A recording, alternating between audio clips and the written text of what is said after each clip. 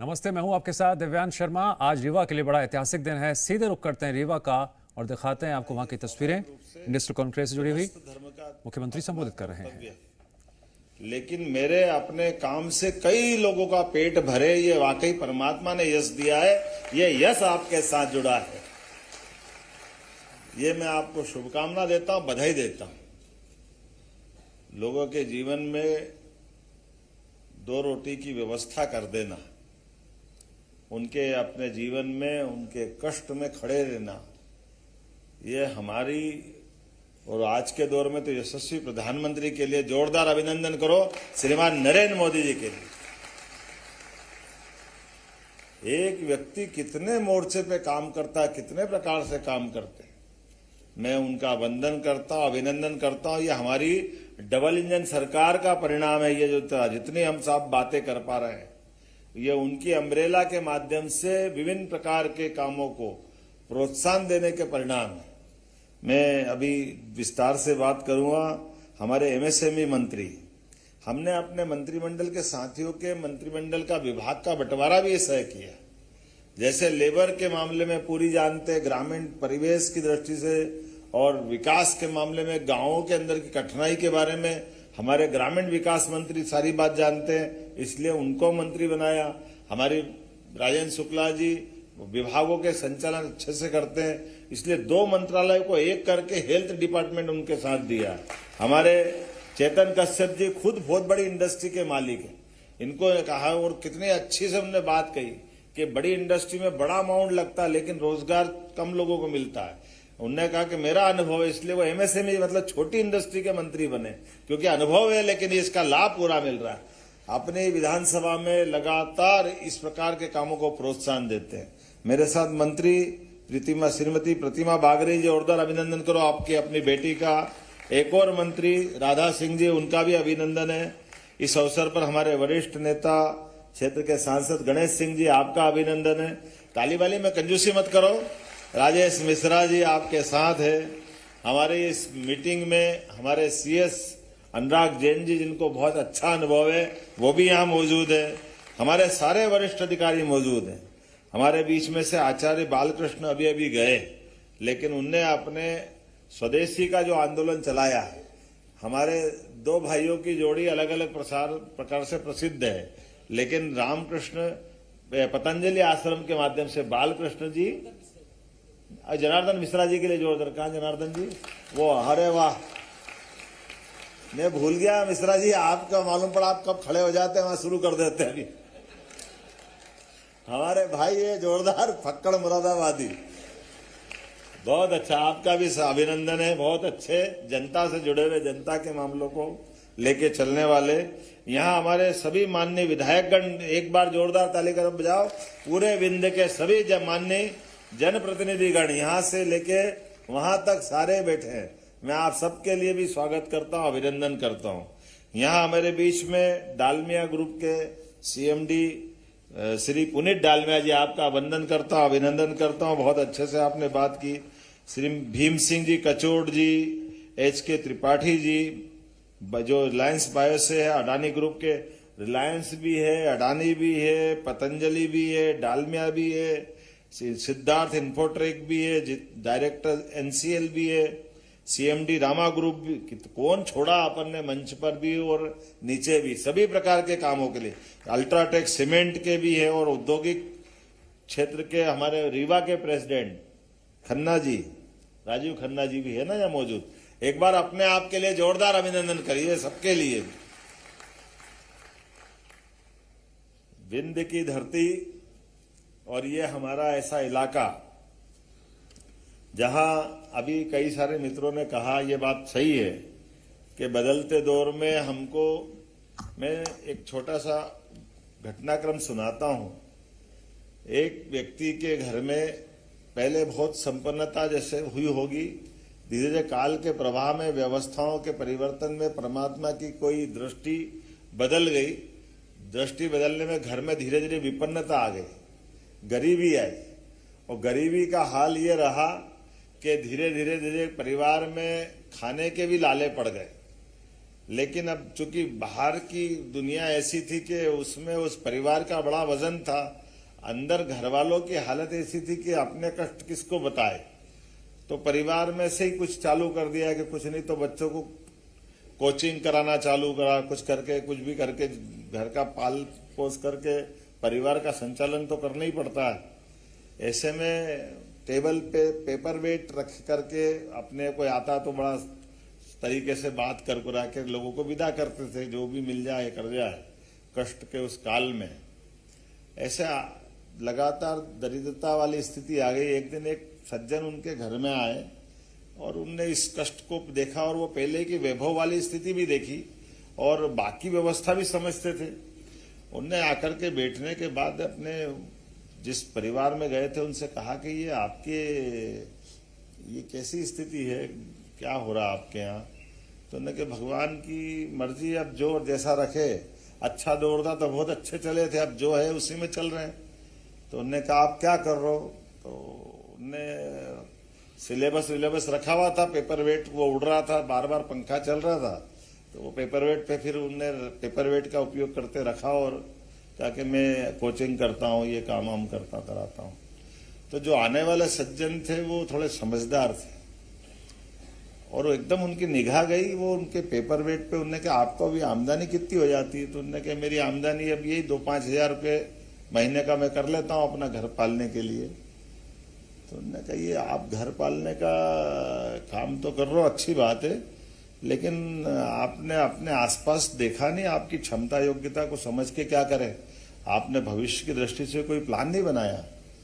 तो क्या प्लान बनाई? जो है वो सब सामने है, ऐसे ही काम चलाना पड़ेगा।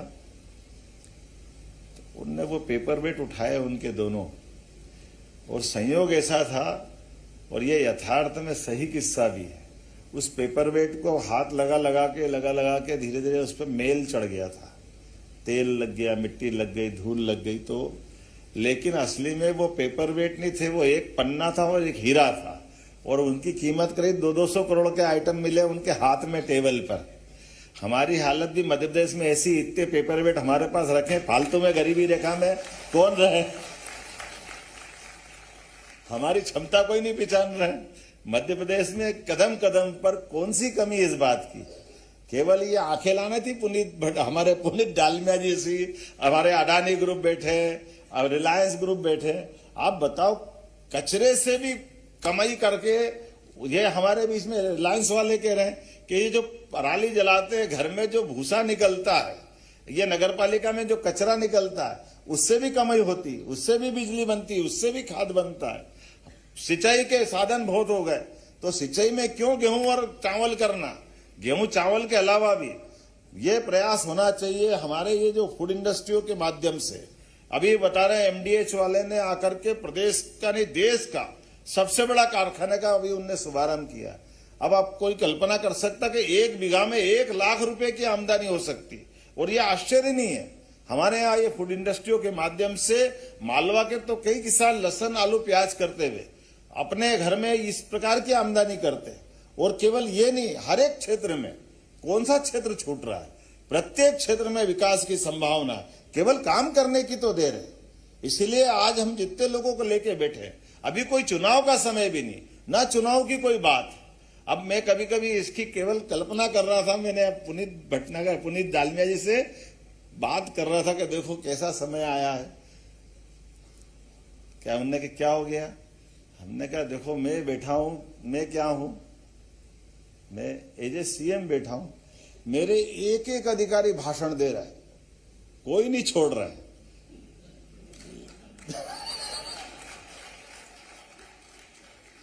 CS से लेकर PS तक, और क्या दिल भर भर के बोल रहा, मेरे को भी मजा आ रहा ये अपने आप में।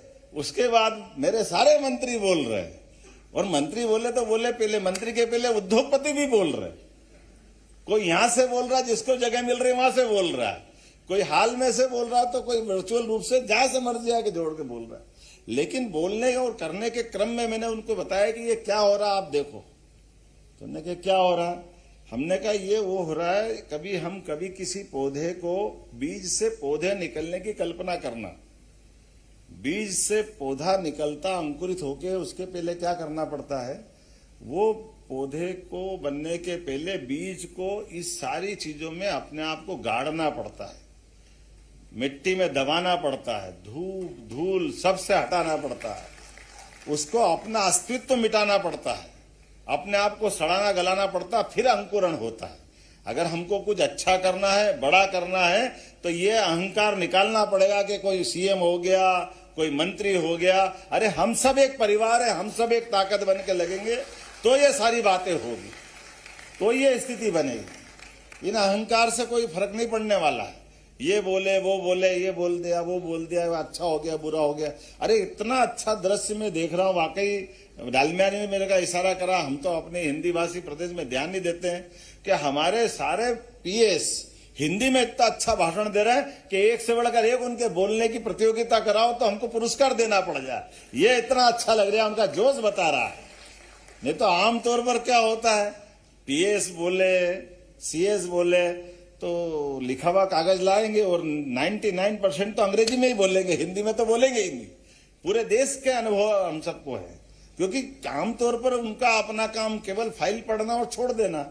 लेकिन ये हमारा जो क्रम चालू हुआ, सच्चे अर्थों में तो ये यज्ञ चल रहा है। हर महीने के अंदर ये अपनी इंडस्ट्री कॉन्क्लेव नहीं है, हर एक कोई अपनी आहुति देने को तैयार है, हर एक कोई अपना बेस्ट से बेस्ट करने को तैयार है।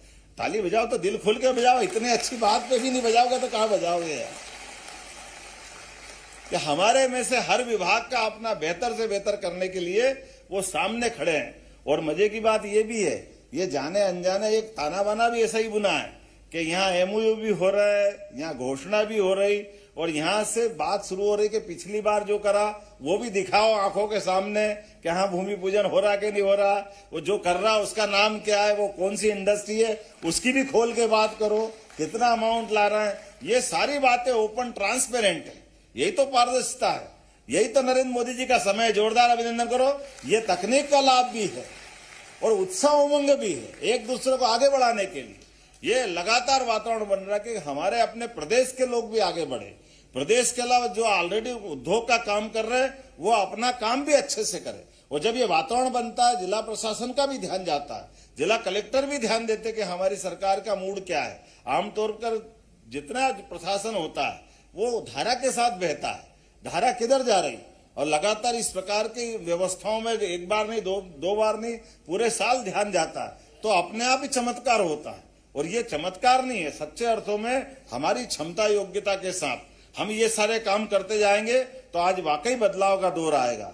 अब मेरा अपना भाषण तो पूरा हो गया, कुछ घोषणा करना बाकी है। लंबा कुछ नहीं बोलूंगा, जहां मुझे लगा कि अपने में से सारी बातें आ गई, लेकिन अभी जो बाकी है मुझे ध्यान में आ रहा है कि यहाँ मैं जब एयरपोर्ट का शुभारंभ करने आया था, जोरदार अभिनंदन करो, तब हमने कहा था कि हमारे कंटेनर की दृष्टि से यहाँ कंटेनर डिपो बनाएंगे। लेकिन आपका आनंद, ये पूरा उत्साह देखकर लगा एक नहीं दो बनाना चाहिए, ये ध्यान में आया है। तो एक तो सिंगरौली में और एक कटनी में आईएसडी का हमारा निर्माण करना रहेगा। और हमने निर्णय लिया है कि रीवा संभाग में उद्योगों को बढ़ावा देने के लिए और यहाँ से एक्सपोर्ट सुविधा के उद्देश्य के लिए एक नहीं दो जगह इनलैंड कंटेनर डिपो आईएसडी का निर्माण किया जाएगा। और यही नहीं, आईसीडी के मल्टी मॉडल लॉजिस्टिक पार्क का भी यहाँ निर्माण किया जाएगा। रीवा संभाग के सिंगरौली, कहां सिंगरौली वाले विधायक, जरा ताली वाली बजाओ, आपके लिए भी घोषणा कर रहा हूं। सिंगरौली सीधी वाला भी मत चुप रहना, तुम्हारे लिए भी दे रहा हूं, सीधी वाले के लिए भी।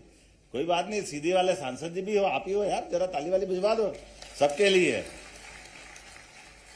मऊगंज, कहां है प्रदीप पटेल, देखना दादा, जोरदार ताली बजा प्रदीप पटेल जी के लिए भी। मेहर का हमारे गणेश सिंह जी, आपका भी क्षेत्र है ना, जोरदार तालियां मेहर के विधायक जी और सांसद जी के लिए भी। एमएसएमई विभाग में के औद्योगिक क्षेत्र में नहीं है, हम यह सभी दूर एमएसएमई का नया इंडस्ट्रियल एरिया डेवलप करेंगे। यह आपको लिए सौगात मिल रही, जोरदार अभिनंदन करो अपने पूरे क्षेत्र के लिए।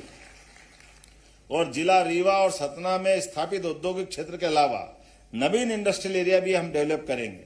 और खास बात कि औद्योगिक क्षेत्र उद्योग दीप बेडन में जल आपूर्ति के लिए 84 लाख की नई योजना का भी क्रियान्वयन किया जाएगा, ये मैं यहाँ अनाउंस कर रहा हूँ। बहुत सारे प्रकार के वैसे तो अभी यहाँ हमने टूरिज्म का, इंडस्ट्री का, माइनिंग का, एमएसएमई का, हेवी इंडस्ट्री का, बहुत सारे अलग अलग चीज कर दी, लेकिन इसके बावजूद भी बहुत विभाग रह गए। जैसे हमारा अपना सरकार का निर्णय है कि हम टूरिज्म में हेल्थ टूरिज्म भी डेवलप करेंगे, ये अपने आप में नवीन प्रयोग रहेगा। हमारे यहाँ के चिकित्सक, हमारे यहाँ के हॉस्पिटल, हमारा ये सब सेक्टर में समान रूप से विकास की संभावना है। तो आज अपने यहाँ इलाज कराने के लिए बाहर के लोग क्यों नहीं आना चाहिए? और जब बाहर के लोग आएंगे यहाँ रोजगार भी मिलेगा। कैसे भी करके अपने यहाँ लगातार रोजगार मिलना चाहिए। एजुकेशन का भी इसी प्रकार से बहुत बड़ा सेक्टर है। हमारे यहाँ अपनी भारत की नहीं, विश्व के अच्छे विश्वविद्यालय में से एक स्थापित हो, लगातार प्रयास कर रहे हैं, एक एक करके बहुत सारे सेक्टर में काम कर रहे हैं। इसी प्रकार से संजय धुबरी नेशनल पार्क के आसपास अंतर्राष्ट्रीय स्तर की पर्यटन की व्यवस्था भी विकसित की जाएगी। अपने यहाँ पे संजय धुबरी किधर आता है? संजय धुबरी आप किधर आता? तो ताली वाली में कंजूसी क्यों हो रही भाई? बहुत जोरदार अभिनंदन आप। इसी प्रकार से विंध्य के निजी निवेश में बेहतर होटल, रिसोर्ट्स, पर्यटन परियोजनाओं के लिए पर्यटन निवेश में और अलग से भी प्रावधान करेंगे। और आपकी जानकारी के लिए ये जो हमारी कई सारी तो पॉलिसियां बनी हुई है, इन पॉलिसियों के माध्यम से हमारे निवेशक, हमारे अधिकारियों के माध्यम से लाभ उठा सकते हैं। लेकिन इसके अलावा भी इसमें हमारा आना, मतलब मैं एजे अपने अहंकार से नहीं बोल रहा हूं, मैं सरलता से बोल रहा हूं कि जब बड़ा इंडस्ट्री का कोई बड़ा प्रोजेक्ट आता है तो आमतौर पे निवेशकों की वो जो पॉलिसियों से बात करने में वो छोटा पड़ जाता है। इसलिए उसके आधार पर कोई अलग से कोई लाभ की बात करते तो उसकी दृष्टि से भी अगर आप कोई बड़ा इंडस्ट्री का बड़ा प्लान भी लाएंगे तो सरकार बनी बनाई पॉलिसियों की सीमा तोड़कर भी हमारी कैबिनेट के माध्यम से उसको भी लाभ देने के लिए तैयार है। इसमें भी कोई कंजूसी नहीं।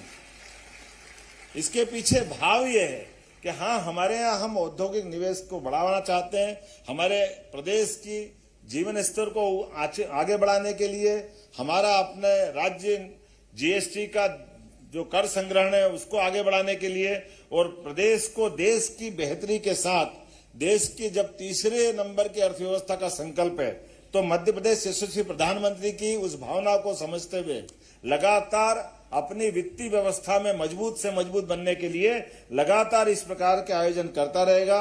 मेरी अपनी ओर से अभी तो बोलने के लिए इतना सारा है, मेरे समझ में नहीं आ रहा क्या छोड़ू क्या जोड़ू।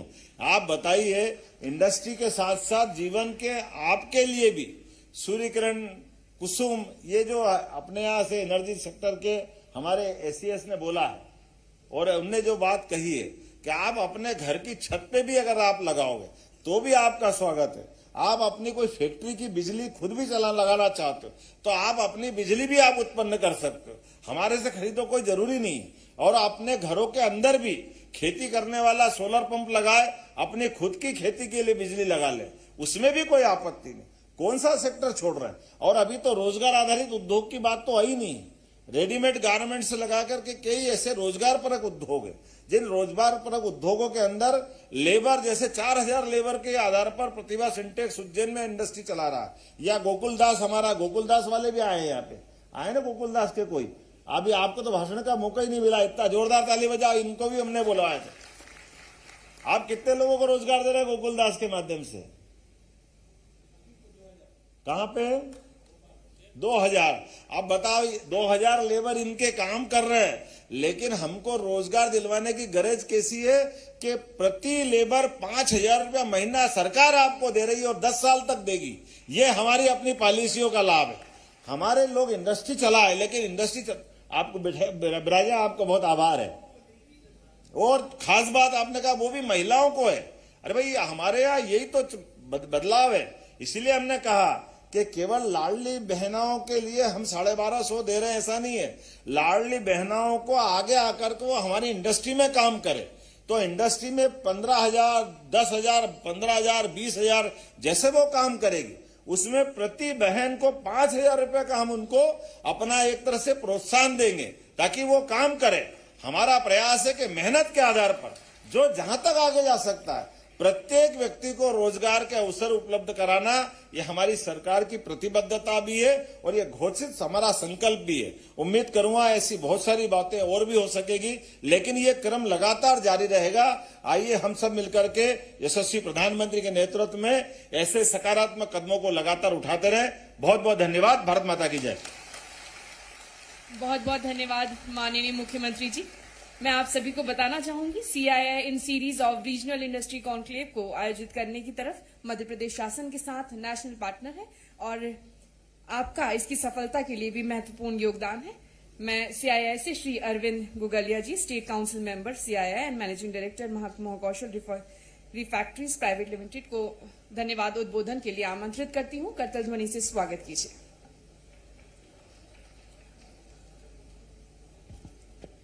माननीय मुख्यमंत्री डॉक्टर मोहन यादव जी, हमारे अपने बीच के माननीय उप मुख्यमंत्री राजेंद्र शुक्ल जी, प्रभारी मंत्री और श्रम के प्रभार के साथ Prahlad Patel ji, Chaitanya Kashyap ji, dignitaries present on the dais, captains of the industry और सम्मानित उपस्थित गण, आज जैसा कि उप मुख्यमंत्री जी ने बोला, ये एक मील